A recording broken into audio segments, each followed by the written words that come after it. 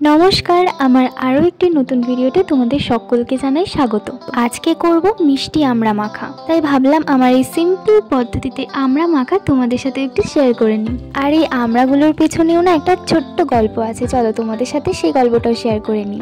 আমড়া বলো, কাঁচা আম বলো, কোনো কিছু মাখামাখির দায়িত্বগুলো না আমার উপরেই পড়ে বাড়িতে। প্রত্যেকবার ছুরি দিয়ে কেটেই মাখাগুলো করি, তবে এবার ভাবলাম একটু নতুন স্টাইলে করা যায়। তার প্রথমেই আমি এই আমড়াগুলোকে কুড়নি দিয়ে কুড়ে নিয়েছি, সাথে নিয়েছি দুটো কাঁচা লঙ্কা আর গন্ধরাজ লেবুর পাতা। আমি এখানে 3-4টে গন্ধরাজ লেবুর পাতা নিয়েছি আর সেগুলোকে একটু কুচি কুচি করে নিয়েছি। লেবু পাতাটা আর লঙ্কাটা আমি একটু ডলে নেবো যাতে ফ্লেভারটা আসে লেবু পাতার। সাথে নিয়ে নিলাম একটু নুন।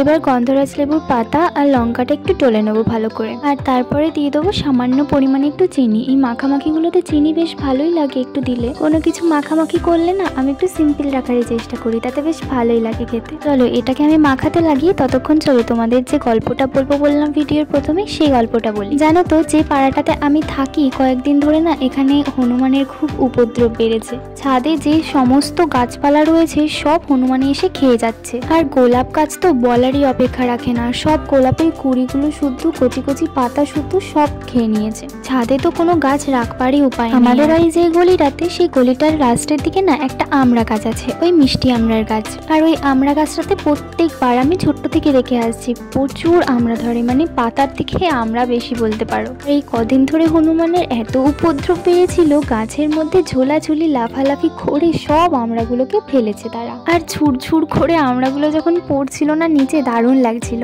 আমার হাতে ফোন ছিল না, না হলে অবশ্যই আমি ক্যাপচার করতাম। যাই হোক, তো ওখান থেকেই আর কি আমড়াগুলোকে নিয়ে আসা। চলো তোমাদের সাথে গল্প করতে করতে আমার আমড়া মাখাটাও প্রায় রেডি হয়ে গেছে।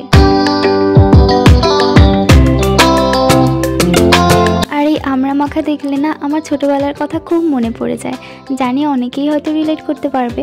আমরা যখন স্কুলে পড়তাম তখন টিফিন টাইমে একটা আমড়াওয়ালা কাকু আসতো। 2 টাকা করে কি 3 টাকা করে প্লেট ছিল তখন। আর আমরা বাড়ি থেকে যে টিফিন নিয়ে যেতাম সেটা তাড়াতাড়ি করে খেয়ে আমড়া মাখা খেতে চলে যেতাম। ওই 1 প্লেট কি 2 প্লেট নিতাম, দিয়ে সব বন্ধুরা মিলে একসাথে ভাগ করে খেতাম। আর সেই আমড়া মাখার যে স্বাদ ছিল তাতে আর মানে কোনো কিছু তুলনাই হয় না আর কি। আচ্ছা, টক ফলের মধ্যে তোমাদের কোন মাখাটা খেতে সব থেকে বেশি ভালো লাগে? আমার তো আমড়া মাখা, তেঁতুল মাখা, সমস্ত টক ফল খেতে বেশ ভালো লাগে মাখা করে।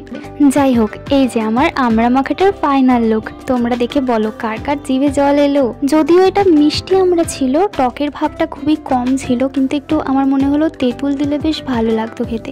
যাই হোক, এটা খেতেও কিন্তু দারুণ ছিল।